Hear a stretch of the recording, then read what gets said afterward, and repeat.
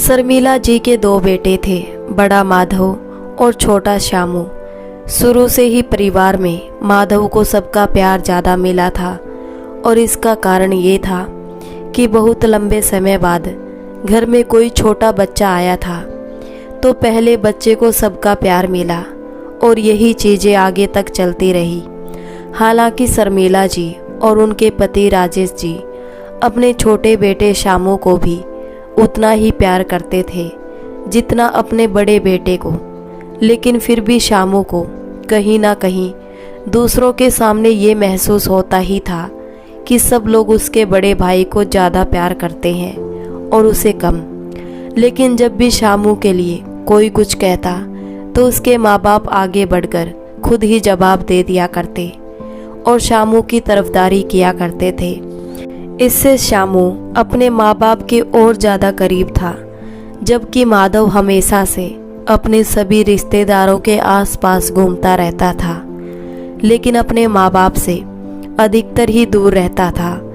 यहाँ तक कि उसकी 10वीं तक की पढ़ाई भी उसने अपनी बुआ के यहाँ से पूरी की थी।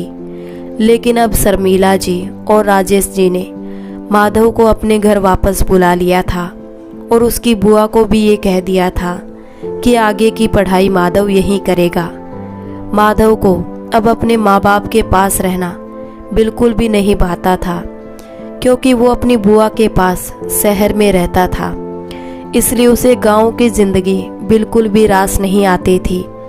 अब तो अपनी पढ़ाई पूरी करने के लिए माधव ने जैसे भी संभव हुआ अपने माँ बाप को मनाया कि मैं अपनी बाकी की पढ़ाई भी बुआ के यहाँ से रहकर ही पूरी कर लेता हूँ। फिर जब मेरी पढ़ाई पूरी हो जाएगी तो उसके बाद मैं यहाँ ही आ जाऊँगा।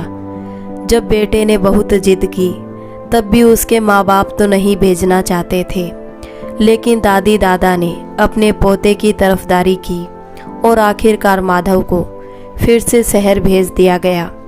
इधर श्यामू अपने माँ बाप के पास रहकर ही अपनी पढ़ाई पूरी कर रहा था, क्योंकि श्यामू माधव से छोटा था, इसलिए अभी श्यामू 10वीं कक्षा में ही था और माधव 12वीं कक्षा में था कि तभी उन दिनों माधव के दादा दादी की तबीयत कुछ ठीक नहीं थी, जिसके चलते उनका इलाज कराने के लिए राजेश जी को हर हफ्ते शहर जाना पड़ता था।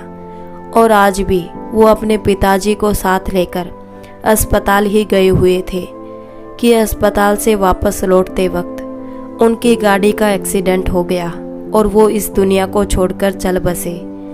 इधर राजेश जी और उनके माता पिता की मृत्यु की खबर जैसे ही शर्मिला जी को मिली तो उनके तो पैरों तले ही जमीन निकल गई। बेचारी खुद को संभाल नहीं पा रही थी। उन्हें यकीन नहीं हो रहा था कि कैसे कुछ पल में उनकी पूरी जिंदगी बदल गई। उनकी सारी खुशियाँ उनसे छिन गई। अभी सुबह तक जिस घर में हंसी ठिठोली हो रही थी, शाम तक उस घर में मातम पसर गया। चारों ओर बस रोने चीखने चिल्लाने की आवाज़ें आ रही थी। बेचारी शर्मिला जी खुद को संभाल नहीं पा रही थी और उनकी आंखों के आंसू थे कि रुकने का नाम ही नहीं ले रहे थे। एक साथ उन्होंने अपने सभी अपनों को खो दिया। उनके सास ससुर जो कि उनके लिए उनके माता पिता से कम नहीं थे, और उनके साथ ही उन्होंने अपने जीवन साथी को खो दिया, जिसने जीवन के हर सुख दुख में उनका साथ दिया। बेचारी शर्मिला जी का तो रो रो कर बुरा हाल था। रिश्तेदार आए और एक दिन के लिए सब रुके। इधर शर्मिला जी की ननंद भी अपने भतीजे को लेकर घर पहुंच चुकी थी। आखिरकार उसके पिता की मौत हुई थी, ऐसे में उसका आना तो तय ही था और फिर वो अपने परिवार का लाडला बेटा था, इसलिए अंतिम क्रियाक्रम की सभी विधियां उसे भी पूरी करनी थी। लेकिन जब उसे शमशान घाट में साथ ले जाने लगी तो उसने शमशान घाट में जाने से साफ साफ मना कर दिया। अपना हाथ झटक कर दूर खड़ा हो गया और बोला, मैं कहीं नहीं जाऊंगा, मुझे कहीं नहीं जाना बुआ, मुझे वहां जाने से डर लगता है, मैं नहीं जाऊंगा बुआ। तब वहां उपस्थित कुछ लोगों ने कहा कि बेटा, तुम्हारे पिता की मृत्यु हुई है, इसलिए तुम्हारा जाना बहुत ही ज़्यादा ज़रूरी है, क्योंकि अंतिम क्रियाक्रम की विधियां बेटा ही पूरा करता है और तुम ही तो उनके बड़े बेटे हो ना, इसलिए ये सब तुम्हें ही करना होगा।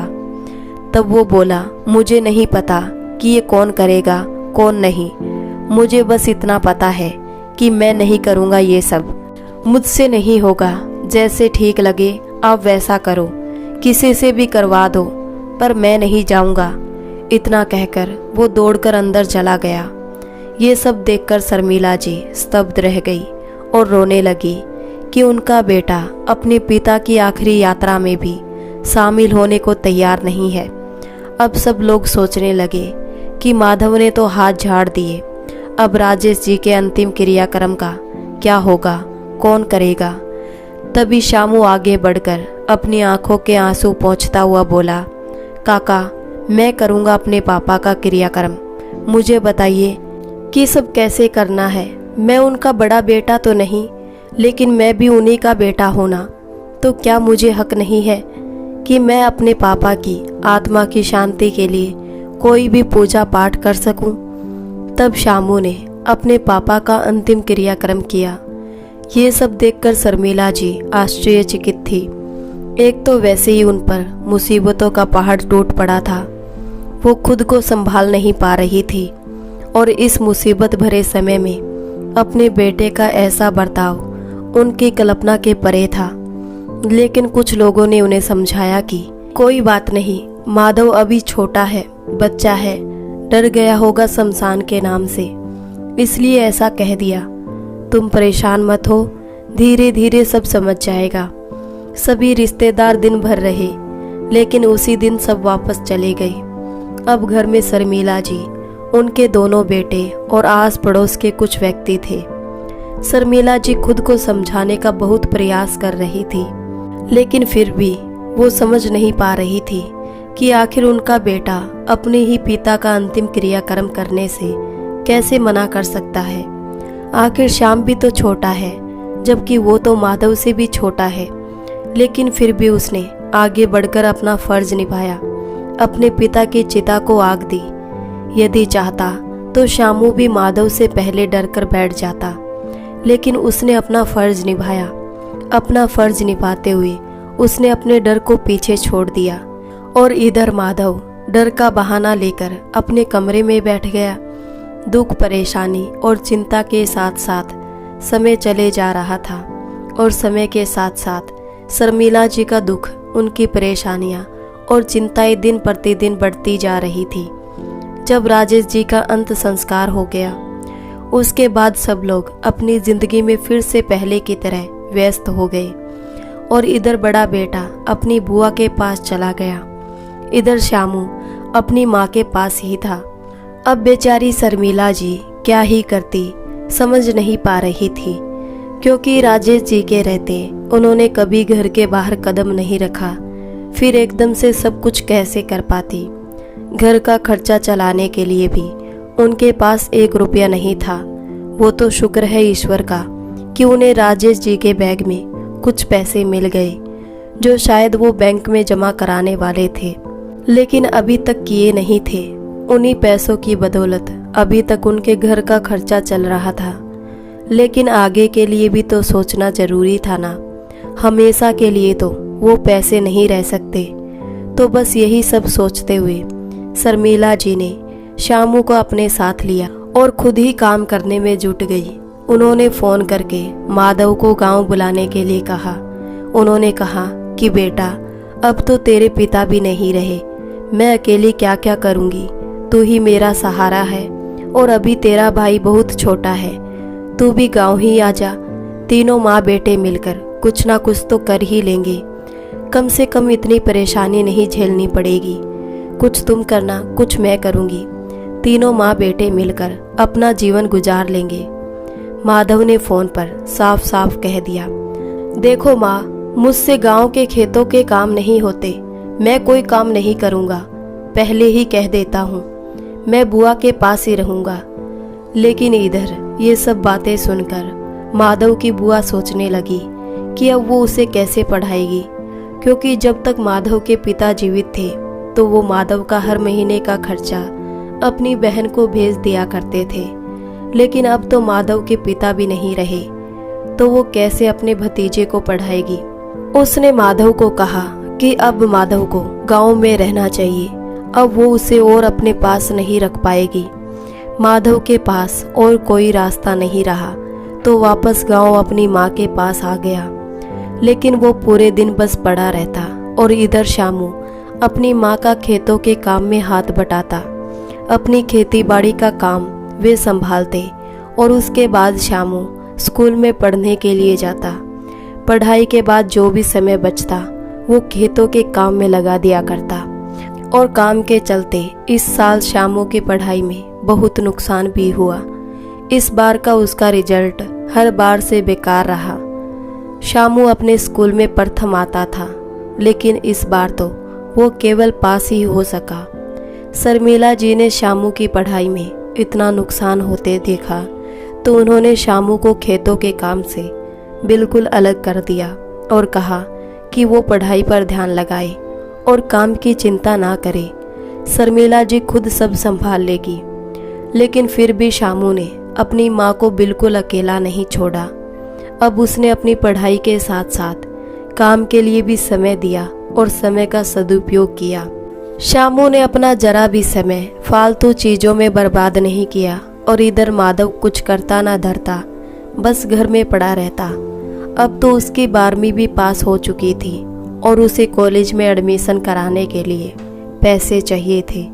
शर्मिला जी के पास इतने पैसे नहीं थे कि वो उसे गांव से दूर कहीं शहर में पढ़ा सके, और उन्होंने माधव से यही कहा कि बेटा, अब तो तेरे पिता भी नहीं रहे जो तुम्हारा खर्चा उठा सके। घर की सारी स्थिति तुम्हारे सामने है। 2 वक्त का खाना भी हम अच्छी तरीके से नहीं खा सकते। ऐसे में मैं तुम्हें भला शहर पढ़ाने के लिए कैसे भेज सकती हूँ। शहर में रहोगे तो तुम्हारे खाने पहनने रहने हर चीज़ का खर्चा होगा। इतने पैसे कहाँ से आएंगे बेटा। लेकिन माधव ने तो जिद पकड़ ली कि मुझे नहीं पता, कैसे भी करके पढ़ाओ, लेकिन मुझे तो अपनी पढ़ाई पूरी करनी है। अरे कैसी माँ हो तुम।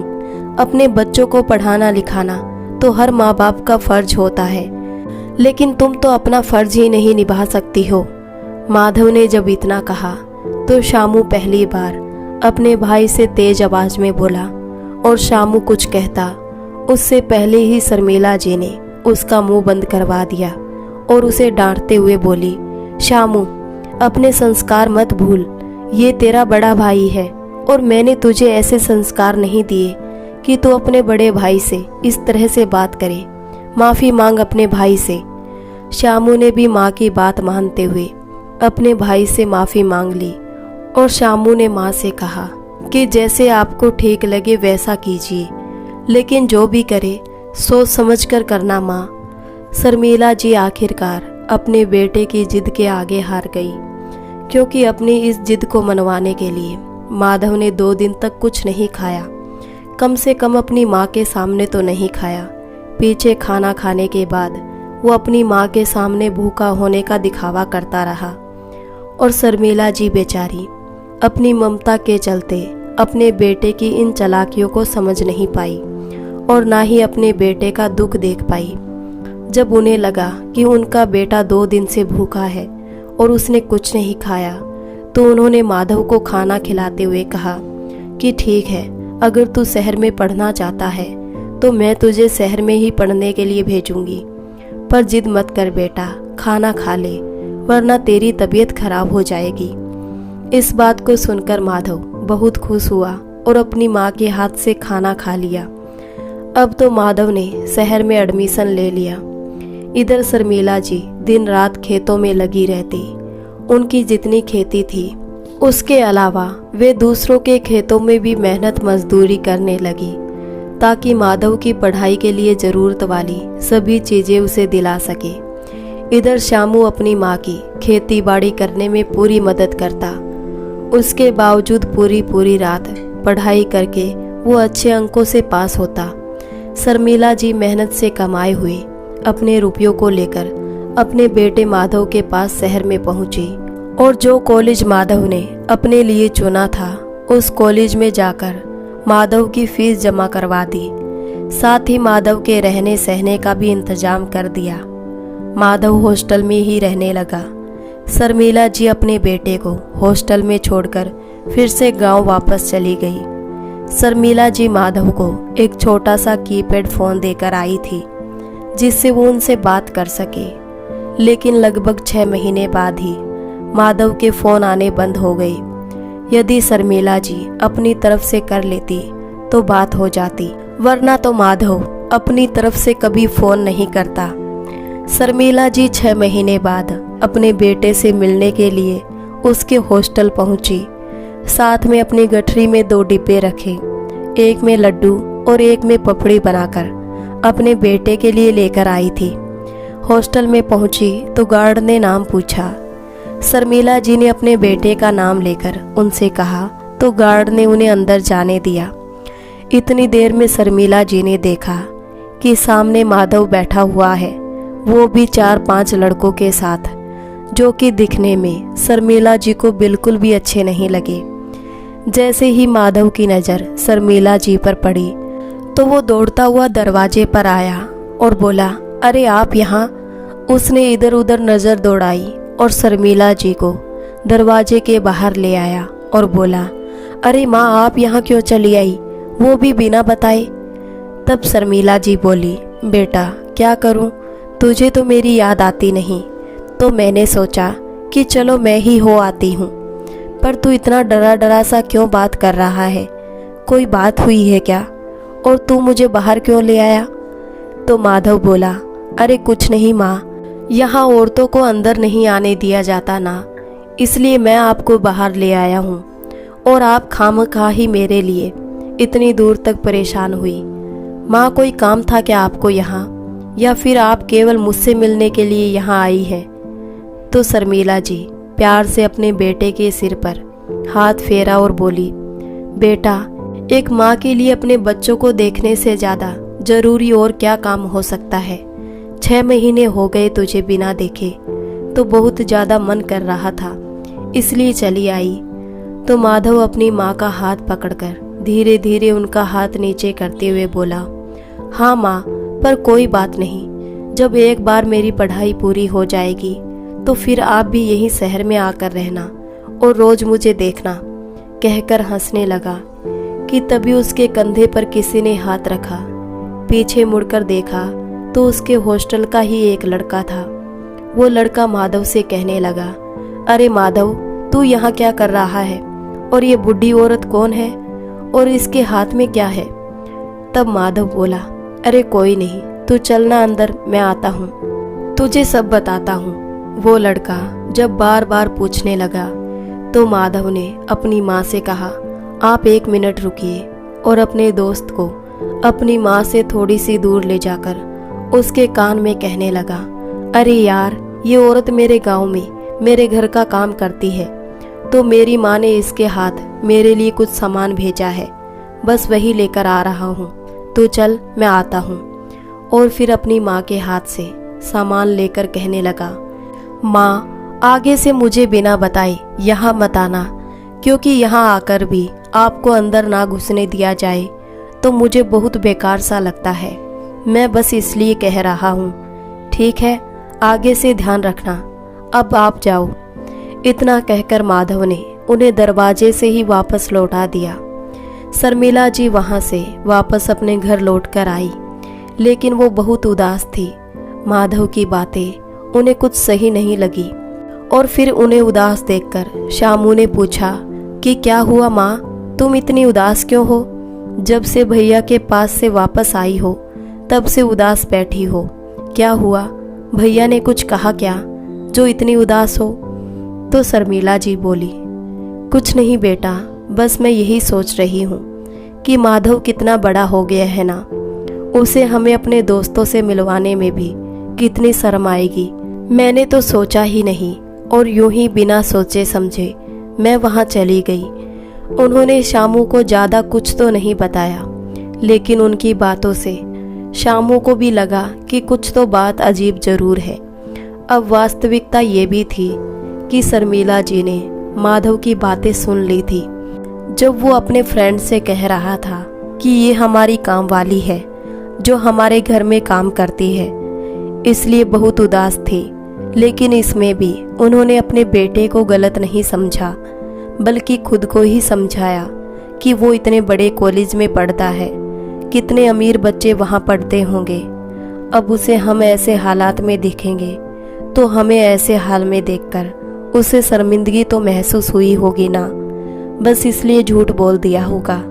उन्होंने सोचा कि अगली बार जब भी मैं जाऊंगी तो बहुत अच्छे तरीके से जाऊंगी। अगली बार उन्होंने अपने बेटे माधव को फ़ोन किया और पूछा कि बेटा, क्या मैं वहाँ तुझसे मिलने के लिए आ जाऊं? तो माधव ने साफ साफ मना कर दिया और कहा कि माँ, तुम यहाँ आकर क्या करोगी? बस कुछ पैसे भिजवा देना।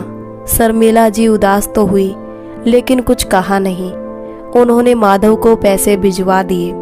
अब तक साल बीत चुका था और इधर माधव का छोटा भाई शामू भी अब 12वीं की परीक्षा देने वाला था।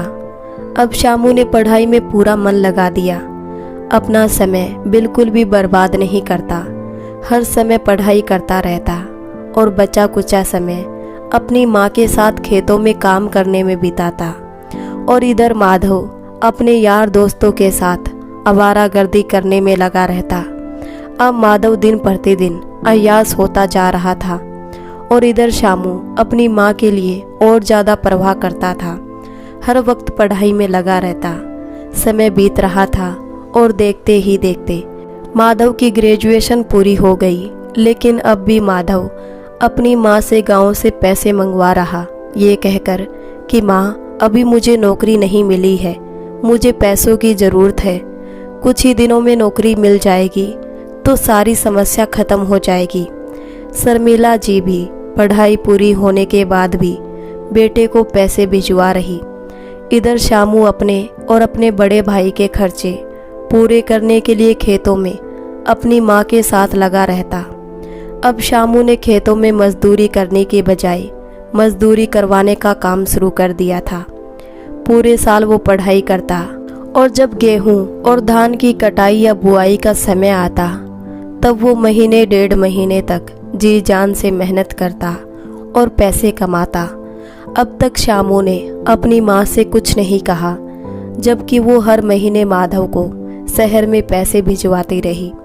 लेकिन इधर माधव अब अपनी माँ के दिए हुए पैसे भी उड़ा रहा था और इधर शामू पढ़ाई में भी अव्वल था और काम में भी। इस बार 12वीं की परीक्षा में अपने कॉलेज में उसने सबसे अच्छे अंक प्राप्त किए थे और अच्छे अंक प्राप्त करने के बाद शामू अपनी माँ के साथ भी खेतों में लगा ही रहता। जब ऐसे ही चलता रहा तो एक दिन अब शामू ने अपनी माँ से कहा, माँ, बुरा मत मानना, लेकिन भैया इतने बड़े हैं, अब तो उनकी पढ़ाई भी पूरी हो चुकी है, लेकिन अब भी वो घर से ही पैसे लेते हैं और तुम्हें आना भी नहीं देते। पता नहीं पैसों का क्या करते हैं, हम तो वहाँ देखने भी नहीं जाते।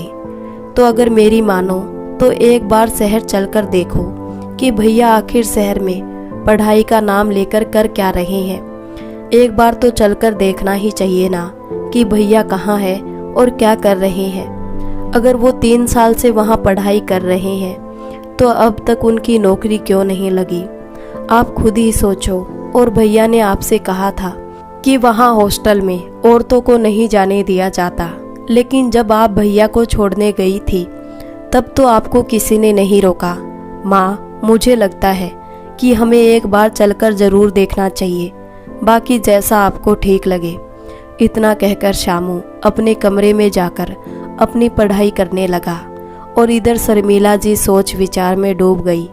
वो सोचने लगी कि बहुत हद तक शामू जो कह रहा है वो सही तो है।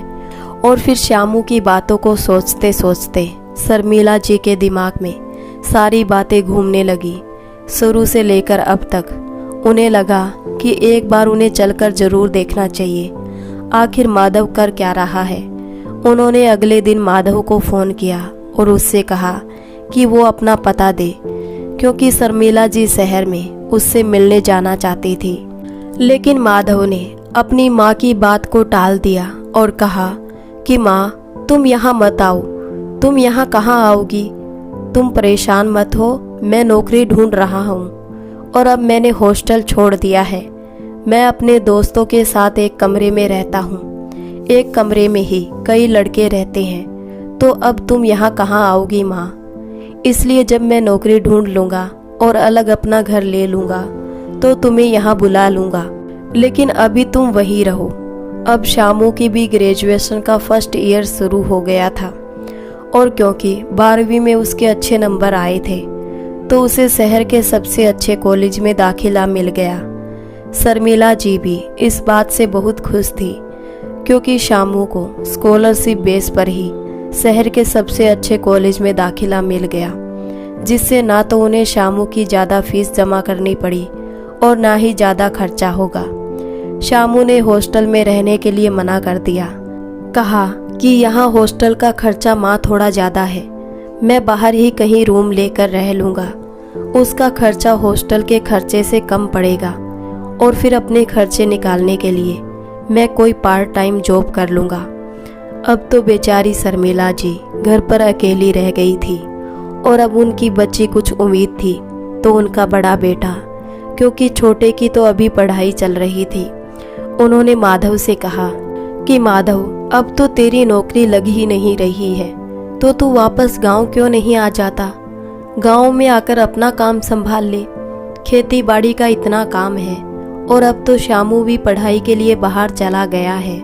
सारा काम मुझसे अकेले संभाला नहीं जाता और फिर अब तो मेरी उम्र हो चली है, मुझसे इतना काम नहीं संभाला जाता। बेटा, अगर तू आ जाएगा तो तेरे सहारे मैं सब काम कर लूँगी। शहर में कुछ नहीं रखा बेटा, गांव ही वापस आ जा।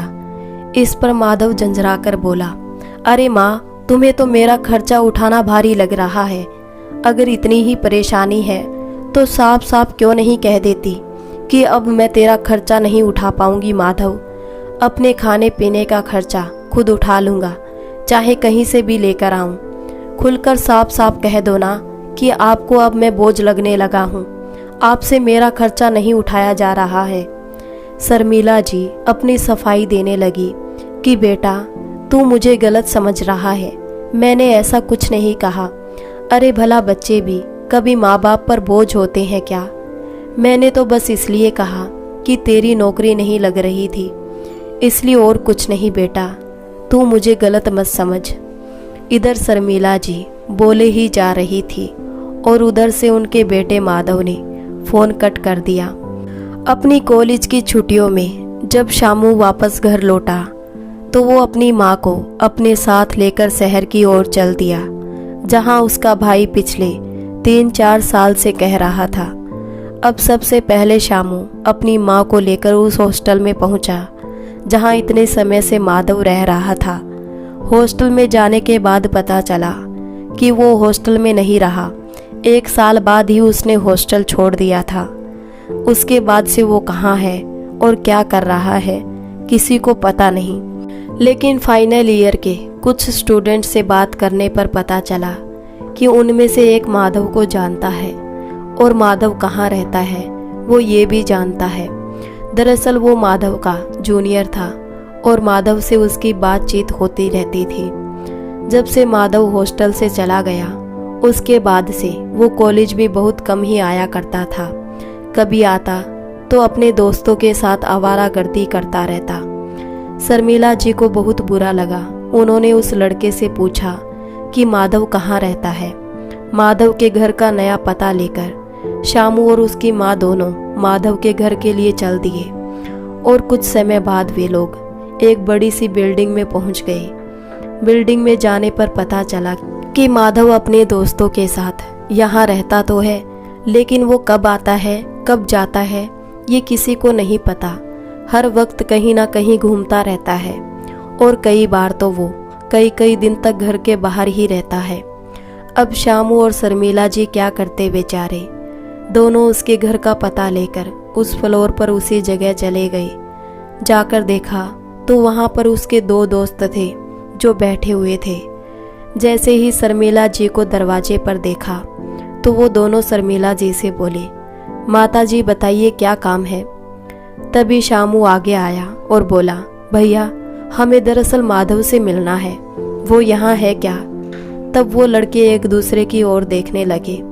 तो शामू ने बताया कि मैं उनका भाई हूँ और ये उनकी माँ है। बहुत सालों से उनसे मिले नहीं और ना ही उन्हें गांव आने का समय मिला, तो इसलिए हमने सोचा कि क्यों ना हम ही उनसे मिलाएं। इसलिए हम लोग यहाँ आ गए। अगर माधव भैया है तो आप उन्हें बुला दीजिए।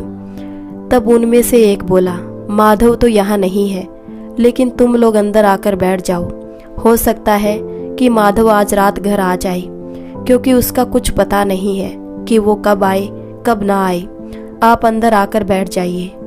कुछ देर तक तो शर्मिला जी और उनका बेटा शामू दोनों बैठे रहे, पर उन्हें बैठे बैठे काफी समय हो गया और अब भी माधव नहीं लौटा।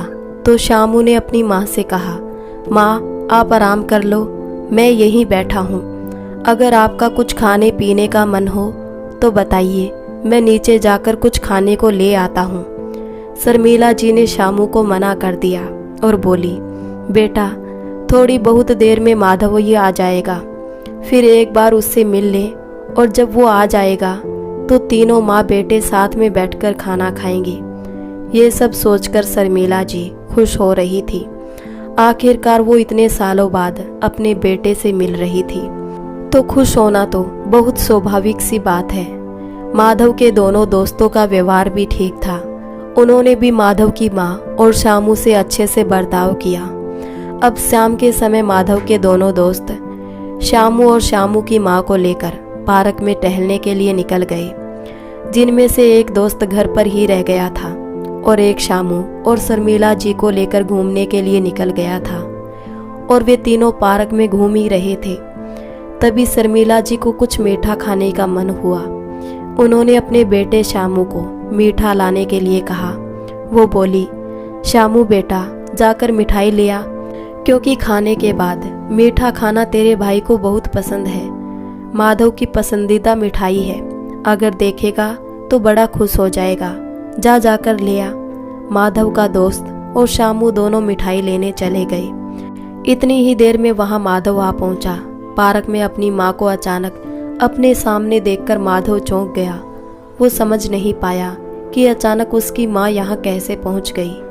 वो अपनी माँ से कहने लगा, माँ तुम अचानक यहाँ आ गई, तुमने मुझे फ़ोन पर बताया भी नहीं, और तुम यहाँ तक कैसे पहुँची? कुछ दिन और रुक जाती, थोड़े दिन बाद मैं खुद ही गांव आ रहा था, लेकिन आप तो यहाँ भागी चली आई। जब मैंने पैसे मांगे तब तो आपको मैं बोझ दिखाई देने लगा, और अब आप यहाँ मेरे पास दौड़ी चली आई। क्या सोचकर आई आप यहाँ? देखो माँ, एक चीज़ साफ साफ कह देता हूँ, यहाँ मेरे पास रुकने के बारे में तो सोचना भी मत। जब मुझे तुम्हारी ज़रूरत थी तो तुमने मुझसे हाथ झाड़ लिया। अब मुझसे कोई उम्मीद मत रखना, और हाँ, हो सके तो आज शाम वाली ट्रेन से ही गांव के लिए रवाना हो जाओ। ये लो कुछ पैसे और वापस चली जाओ। वो उन्हें पैसे देने लगा कि तभी माधव का दोस्त वहां आ गया, वही दोस्त जो शामू के साथ गया था। उसे देखकर माधव अपनी माँ से कहने लगा, अरे अरे माँ जी रख लीजिए, बस इतने ही पैसे हैं मेरे पास, और पैसे नहीं है। ये लीजिए और जाइए यहाँ से। सुबह शाम बस पीछे पड़ जाते हैं, इन लोगों ने तो जीना हराम कर रखा है। अपने दोस्त की ओर देखकर बोला, अरे यार किसी एनजीओ से है, गरीबों के लिए पैसे मांग रही है, तो इसलिए मदद करने के लिए पैसे दे रहा हूँ, आजा हम चलते हैं। तब माधव का दोस्त चौंकते हुए उसे देखने लगा। तब माधव बोला, ऐसे क्या देख रहा है? सच कह रहा हूँ, चल कमरे में चल। माधव सोचने लगा कि कहीं उसके बारे में उसके दोस्त उसकी माँ के सामने कुछ कह ना दे। तब माधव बोला, अरे जाइए माँ जी, पैसे नहीं है और मेरे पास। शर्मिला जी अपने बेटे के पास आई और बोली, माधव ये सब तू क्या कह रहा है बेटा? मैं तो तुझे पैसे, इससे पहले वो कुछ और कहती। माधव बोला, मेरे पास और पैसे नहीं है, इसलिए चुपचाप यहाँ से चले जाइए, मुझसे आपको और पैसे नहीं मिल सकते। ये सब कहकर माधव अपने फ्लैट की ओर जाने लगा कि तभी शर्मिला जी ने माधव का हाथ पकड़ लिया और बोली, बेटा ये सब तू क्या कह रहा है? कैसी बहकी बहकी बातें कर रहा है। मैंने तुझसे भला कब पैसे मांगे और तू मुझे पहचानने से इनकार क्यों कर रहा है। मुझे पैसे नहीं चाहिए। इतना कहकर शर्मिला जी उसके हाथ में पैसे थमाने लगी तो माधव बोला, बस इतने ही पैसे हैं मेरे पास, इससे ज़्यादा नहीं है। चाहिए तो ठीक है, वरना निकलो यहाँ से। इतना कहकर गार्ड को आवाज़ लगाते हुए बोला, सिक्योरिटी, तुम लोग भी पता नहीं कैसे कैसे लोगों को अंदर आने देते हो, बाहर भगाओ इस औरत को। इतना कहते हुए जैसे ही माधव ने अपनी माँ को धक्का दिया कि अचानक गिरती हुई अपनी माँ को शामू ने आकर संभाल लिया। अपनी माँ को संभालकर शामू अपने भाई की ओर बढ़ा और जोरदार थप्पड़ अपने भाई के गाल पर जड़ दिया, जिससे माधव भी चौंक गया, क्योंकि उसे ये नहीं पता था कि शामू भी अपनी माँ के साथ आया है। शामू ने अपने भाई को बहुत बातें सुनाई। बेशरम, बेगैरत, तुझे इतनी भी शर्म नहीं आई कि इसी माँ ने अपना पेट काटकर तेरी ख्वाहिशों को पूरा किया। मैं हमेशा कहता रहा कि कितना पैसा बर्बाद कर रही है, इतना पैसा बर्बाद ना करे, लेकिन फिर भी उन्होंने मेरी एक ना सुनी और तेरी हर बात पर यकीन किया। तो इन्हें इनके प्यार और ममता का ये फल दे रहा है। ये सब सुनकर माधव बिल्कुल चुप हो गया और कुछ ना बोला। इधर माधव के दोस्त भी कहने लगे, माधव तू इतना घटिया इंसान होगा, हमने सोचा नहीं था यार।